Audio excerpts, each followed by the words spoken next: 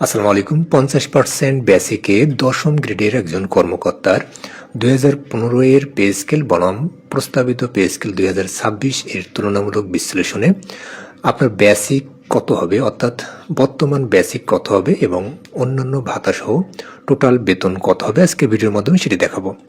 তো এখানে বর্তমান মূল বেসিক ধরা হয়েছে, যেটি ইনক্রিমেন্ট সহ 35,040 টাকা এবং 2015 এর পে স্কেল অনুযায়ী দশম গ্রেডের মূল বেসিক হচ্ছে 16,000 টাকা। আমি এখানে আপনাদের একটু দেখানোর চেষ্টা করি। এখানে দশম গ্রেডের যে মূল বেসিক 16,000 টাকা এবং যেটি এখন ধরা হয়েছে 35,040 টাকা, এটি কিন্তু কয়েকটি ধাপ পরে কিন্তু এটি চলে আসছে 35,040 টাকা। তো এই দুইটি ধাপের পার্থক্য দাঁড়াচ্ছে হচ্ছে 19,040 টাকা, অর্থাৎ দুই বেসিকের যে পার্থক্য বা ইনক্রিমেন্টের পার্থক্য।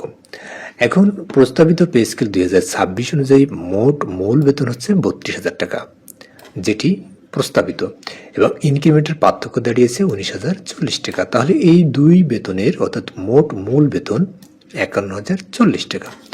এখন এটি প্রস্তাবিত পে স্কেল 2026 কোনো ধাপে পড়েনি।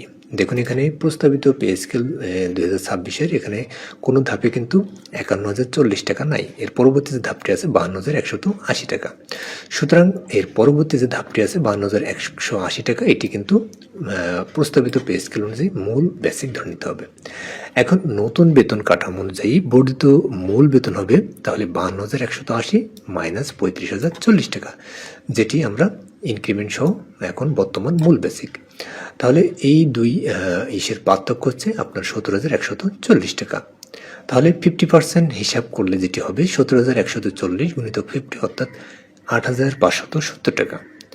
তো প্রস্তাবিত পে স্কেল বা নতুন পে স্কেলে দশম গ্রেডের বিপরীতে জুলাই মাসে প্রাপ্য মূল বেতন হবে 35,040 প্লাস 8,570, যেটি 50% হিসেবে আমরা পেয়েছি।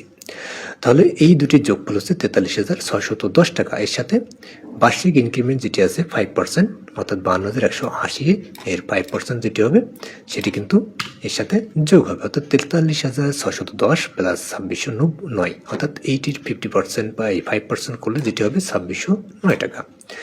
সুতরাং জুলাই 2026 মাসে প্রকৃত ধার্যকৃত যে মূল বেতন, অর্থাৎ যে বেতন কাঠামোর 2026 অনুযায়ী ধার্যকৃত মূল বেতন হবে 43,610 প্লাস 2,610 টাকা, অর্থাৎ 46,220 টাকা।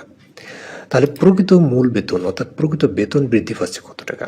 তাহলে 46,220 মাইনাস 35,040 মাইনাস 5,256, অর্থাৎ বিশেষ ভাতা যেটি, তাহলে এইটি বাদ দিলে আপনার টোটাল বেতন বৃদ্ধি পাচ্ছে 5,924 টাকা।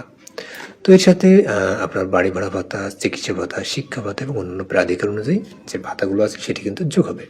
তো এই 5,924 টাকা কিন্তু আপনার প্রকৃত যে বেতন, অর্থাৎ পে স্কেল 2015 এর থেকে 2026 এর তুলনামূলক বিশ্লেষণ করলে যে টোটাল বেতন বৃদ্ধি পাচ্ছে 50% হিসাব করলে সেটি কিন্তু 5,924 টাকা।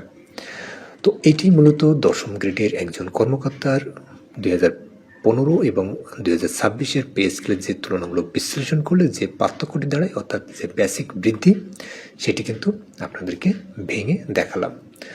তো আশা করি টোটাল বিষয়টি আপনাদেরকে খুব ভালোভাবে বোঝাতে পেরেছি। তো সবাই ভালো থাকবেন, সুস্থ থাকবেন, এই প্রত্যাশায় এখানে শেষ করছি। আল্লাহ হাফেজ।